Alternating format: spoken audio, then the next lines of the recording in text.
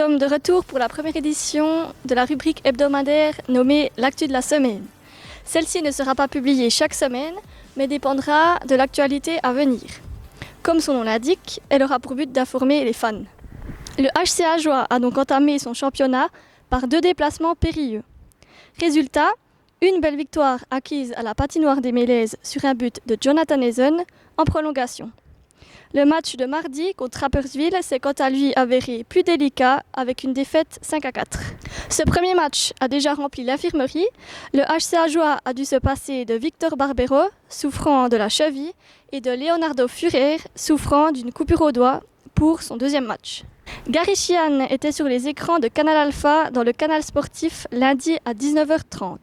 Si vous n'avez pas eu l'occasion de visionner l'émission, on vous conseille de vous rendre sur le site internet de la chaîne.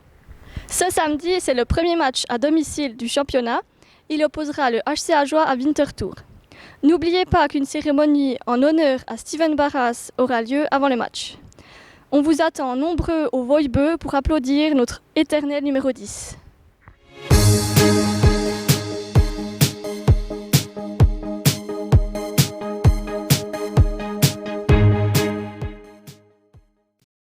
Pour cette première édition de l'actu de la semaine, nous avons le plaisir d'être accompagnés de Gary Sheehan, entraîneur du HC Ajoie.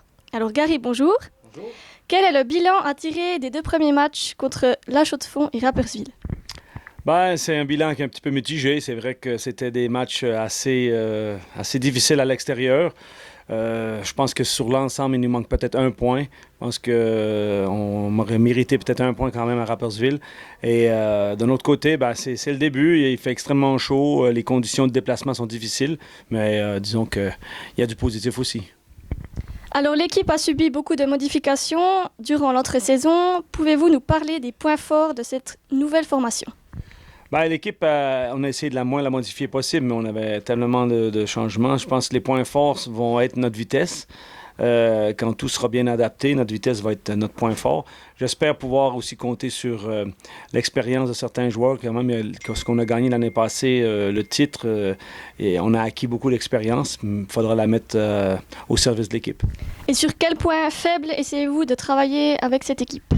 Moi, je pense que notre point faible, c'est l'aspect physique. Il faut que physiquement, dans les duels, on soit meilleur. Qu'on travaille aussi au niveau mental. L'équipe doit être très forte mentalement.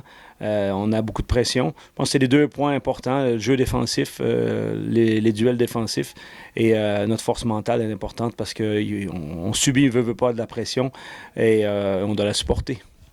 Alors Gary, revenons encore une fois sur le titre gagné l'année passée. Avec du recul, quel regard portez-vous sur cette incroyable performance?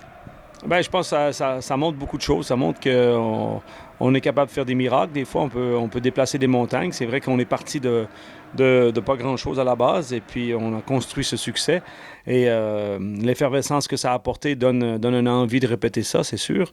Et je pense que le plus gros point important, c'est qu'on a gagné en 1 saison, peut-être le travail de 3 saisons.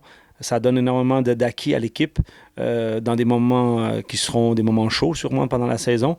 Et cette expérience-là, c'est comme j'ai dit, il faut la mettre en pratique. Il faut l'utiliser le plus possible pour qu'on soit capable de jouer ces matchs sous pression et ces matchs importants puis qu'on puisse les gagner. Le HC Ajoie va rendre hommage à Steven Barras samedi. Vous l'avez côtoyé durant 2 saisons. Est-ce que vous pouvez nous dire 2 mots sur ce joueur? Steven, c'est quand même une grande partie du HC Ajoie au niveau de la prestance. Il a amené beaucoup pour cette équipe au niveau sur glace et hors glace. C'est un gars qui a eu de la réussite. Il a terminé sa carrière en apothéose. Je pense qu'on s'est aussi beaucoup servi de lui pendant cette conquête-là et il l'a très bien rendu. Je pense qu'il mérite un hommage comme celui-là et puis il mérite de sortir la tête haute de sa carrière. Je pense qu'il a vraiment accompli quelque chose de magnifique que tous les athlètes aimeraient réaliser. Lui a pu le faire parce que je pense qu'il était au niveau de son hygiène de vie, au niveau de sa discipline, au niveau de son encadrement, c'était parfait. Et puis ça montre aussi qu'on peut pallier études et puis sport professionnel si on fait les bons choix. Samedi se tient le premier match à domicile. Comment sentez-vous cette rencontre? Ben, on est dans l'obligation de gagner déjà. On sent un peu de pression là-dessus, mais de la bonne pression. Je me réjouis que nos fans nous découvrent le vrai visage de notre équipe. Parce que c'est vrai qu'on a été 2 matchs à l'extérieur et des matchs, je dirais, sans beaucoup d'intérêt pour beaucoup de gens autour ici parce que la vraie saison de hockey, à cause de la température, n'est pas vraiment commencée. Mais là, pour nous, les choses sérieuses sont commencées. Et puis ce premier match à la maison, ça nous le prend absolument pour donner le rythme à notre saison. Pour ce premier match à domicile, y a-t-il un message que vous désirez adresser à vos supporters? Oui, bien sûr, garder la même approche que la saison dernière. Je pense qu'on a été très, très peu critiqués ici ou sifflés ou bien toujours, les gens ont toujours été derrière nous et ont cru en nos possibilités. Là, ils ont vu un beau visage de notre équipe, mais maintenant, la pression monte un peu au niveau de l'engagement aussi sur la glace. Le jeu est plus serré, plus difficile qu'en match de préparation. Alors, on a besoin vraiment de sentir ce 6e homme parce que, je vous dis, les équipes, même les arbitres n'aiment pas venir siffler ici, mais les équipes n'aiment pas venir jouer ici non plus.